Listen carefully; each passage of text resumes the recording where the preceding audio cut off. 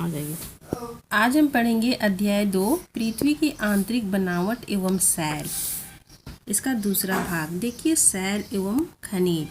Cell को ही हम लोग चट्टान कहते हैं, ठीक है। यहाँ पर देखिए, पृथ्वी की परपट्टी के कई तरह के सैलों या चट्टानों से बनी है। मतलब पृथ्वी का जो परपट्टी है, जो ऊपरी भाग है, वो चट्टानों से ही क्या हुआ है, बना हुआ है, ठीक है। सैल दो या दो से अधिक खनिजों के मेल से बनते हैं, ठीक है। चट्टानें विभिन्न रंग, आकार एवं गठन की भी हो सकती है, जैसे कि ग्रेनाइट हो गया, बालू का पत्थर हो गया, रेत हुआ, रोड़ी हुआ, ये सब नहीं है, ठीक है। आगे देखिए, चट्टानें मुख्यतः 3 प्रकार की होती है। हम लोग जानते हैं ना, पिछले क्लास में भी हम लोग पढ़ चुके हैं। पहला है अग्नीय चट्टान, दूसरा अवसादी, तीसरा कायंत्री चट्टान, ठीक है। इसमें अग्नीय चट्टान किसे कहते हैं? अग्नीय चट्टान तड़ा होकर ठोस में बदल जाता है, ठीक है, उसे हम अग्नीय चट्टान कहते हैं। और अग्नीय चट्टान को मुख्यतः 2 भागों में बांटा गया है। एक है अंतर्भेदी चट्टानें और दूसरा है बहिर्भेदी चट्टानें। अंतर्भेदी चट्टानें किसे कहते हैं? अंतर्भेदी चट्टानें, यहाँ पे तो देखिए, अंतर्भेदी चट्टानें तरल मैग्मा जब कभी भूपरपट्टी के अंदर गहराई में ही ठंडा हो जाता है, तब इससे बनी चट्टानों को अंतर्भेदी चट्टानें कहा जाता है, ठीक है। जैसे कि अंतर्भेदी चट्टानें जो पृथ्वी के अंदर में ही रहता है, वो बाहर निकलने का प्रयत्न करता है, लेकिन किसी कारणवश वो नहीं निकल पाता है और अंदर ही क्या होता है, वो ठंडा हो जाता है और चट्टान का निर्माण कर लेता है। उसी ही हम अंतर्भेदी चट्टान के नाम से क्या करते हैं, जानते हैं, ठीक है। और इसका उदाहरण ग्रेनाइट है, ठीक है। और आगे देखिए, लेकिन बहिर्भेदी चट्टानें किसे कहते हैं? देखिए, जब तरल मैग्मा पृथ्वी को तोड़कर अथवा ज्वालामुखी क्रिया के कारण पृथ्वी के ऊपर लावा के रूप में बिखर जाता है और यह तेजी से ठंडा होकर ठोस बन जाता है, ठीक है। या ज्वालामुखी क्रिया द्वारा या तो फिर और भी क्रिया के द्वारा ये क्या करता है, तोड़कर बाहर निकलता है और ठंडा होकर जो चट्टान का निर्माण करता है, उसे ही हम बहिर्भेदी चट्टान कहते हैं। जैसे बेसाल्ट हो गया, ठीक है। भारत में दक्कन का पठार बेसाल्ट चट्टान से ही निर्मित है, ठीक है। आगे देखिए, अवसाद किसे कहते हैं? अवसाद चट्टानों के टुकड़े चटक कर, लुढ़क कर या आपस में टकरा कर टूट जाते हैं, ठीक है। टूटने के पश्चात में ये छोटे छोटे कणों में परिवर्तन हो जाते हैं और अवसाद का रूप ले लेते हैं, ठीक है। अवसाद के पश्चात में देखिए, अवसाद कहा जाता है और इन अवसादों को हवा, जल इत्यादि के द्वारा एक स्थान से दूसरे स्थान पहुंचाकर जमा कर दिया जाता है, ठीक है। ये अवसाद दबकर कठोर हो जाते हैं और चट्टान की परत को बनाते हैं। ऐसी चट्टान को अवसादी चट्टान कहते हैं। ये हवा हो गया, पानी हो गया, उससे क्या होता है, एक स्थान से दूसरे स्थान पे जाके वो जम जाता है। जम जाने के पश्चात में वो क्या करता है, चट्टान का रूप धारण करता है और उसी को हम अवसादी चट्टान के नाम से जानते हैं, ठीक है। यहाँ पर उदाहरण स्वरूप देखिए, बालू का के रेत के दोनों से बनता है, ठीक है। अवसादी चट्टानों में जीवाश्म भी बनते हैं। जीवाश्म किसे कहते हैं? पेड़ पौधे या तो फिर जीव जंतु के मृत अवशेष को हम लोग जीवाश्म कहते हैं, ठीक है। आगे देखिए, कायांत्री चट्टान किसे कहते हैं? कायांत्री चट्टान, जब अग्नीय अवसादी चट्टान उच्च दाब एवं दबाव के कारण अपने जो मूल स्वरूप रहता है उससे वो परिवर्तन हो जाता है, उसी को हम कायांत्री चट्टान कहते हैं, ठीक है। जैसे देखिए, चूना पत्थर संगमरमर में परिवर्तन हो गया, चिकनी मिट्टी स्लेट में बदल गया, ठीक है।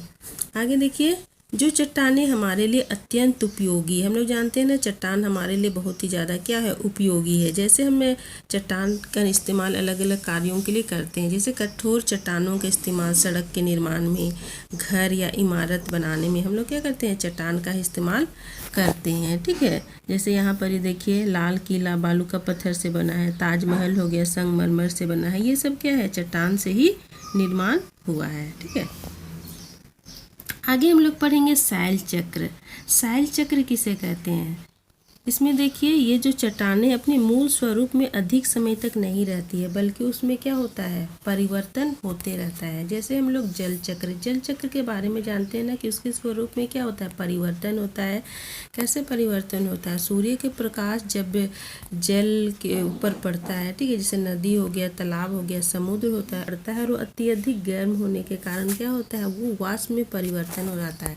वाष्प में परिवर्तन होने के पश्चात में वो बादल के रूप में बादल का निर्माण करता है, और बादल का निर्माण होने के बाद वो पुनः धरती पर बारिश के रूप में क्या होता है, गिरता है। उसके बाद पुनः वो ताप के प्रभाव के कारण पुनः वो गर्म होके फिर वाष्प में परिवर्तन हो जाता है, और इस तरह से उसके स्वरूप क्या होते हैं, बदलते हैं, ठीक है। उसी को हम जल चक्र कहते हैं। उसी तरह से हम लोग इस स्थान पे देखेंगे शैल चक्र किसे कहते हैं, या तो फिर चट्टानी चक्र किसे कहते हैं, ठीक है।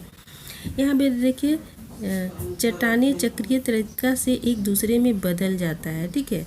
कैसे, देखिए यहाँ पर ही मैग्मा ठंडा होकर ठोस अग्नीय चट्टान में बदल जाता है। ये अग्नीय चट्टान छोटे छोटे टुकड़ों में टूटकर एक स्थान से दूसरे स्थान में स्थानांतरित होकर अवसादी चट्टान बन जाते हैं। ताप एवं दाब के कारण अग्नीय चट्टानों में तब्दीली आ जाती है। अत्यधिक ताप के कारण कायांतरित चट्टानें पुनः पिघलकर तरल मैग्मा बन जाता है, या पिघला मैग्मा फिर से ठंडा होकर ठोस अग्नीय चट्टान में बदल जाता है। हम लोग इसको यहाँ चित्र के द्वारा क्या करेंगे, समझने का कोशिश करेंगे, ठीक है। यहाँ पर ही देखिए ये चट्टान है, ठीक है। चट्टान के आंतरिक भाग में, मतलब चट्टान के अंदर में बहुत ज़्यादा गर्म होने के पश्चात में ये तरल पदार्थ मैग्मा और लावा के रूप में क्या होता है, उद्गार के रूप में क्या करता है, पृथ्वी के बाहर निकात में वो बहुत ज़्यादा ठंडा होने के पश्चात वो क्या होता है, ठोस में परिवर्तन हो जाता है।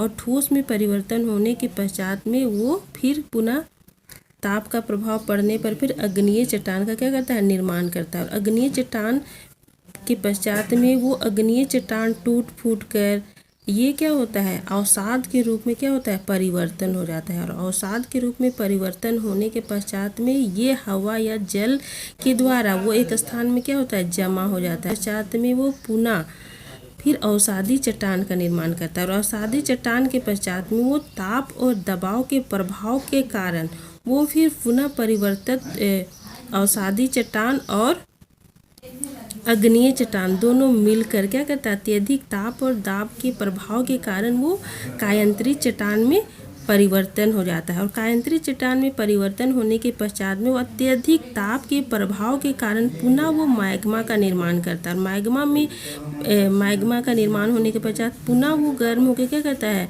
मैग्मा ज्वालामुखी क्रिया के द्वारा वो बाहर निकलता है। उसके बाद पुनः ठंडा होकर पुनः वो वही क्रिया करता है। उसके बाद फिर अग्नीय चट्टान का निर्माण करता है। इस तरह का क्रिया क्या होता है, निरंतर चलते रहता है। वो अपने स्वरूप में हमेशा क्या होता है, परिवर्तन करते रहता है, ठीक है। यहाँ तक समझ में आ गया। आगे देखिए, चट्टानें भिन्न भिन्न खनिजों से मिलकर बनी होती है, ठीक है।